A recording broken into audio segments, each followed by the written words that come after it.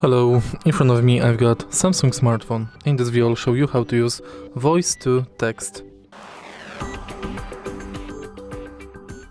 In the beginning, make sure that voice to text feature is enabled on your Samsung smartphone.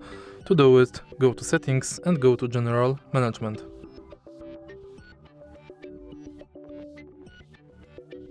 Go to keyboard, list and default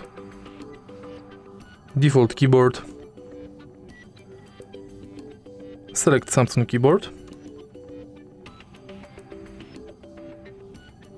and enable Google Voice Typing. Now you can use voice typing.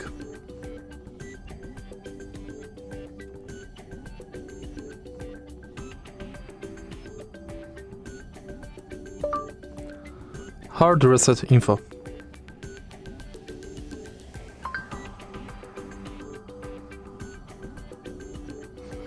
If you find this video helpful, please leave like, comment and subscribe.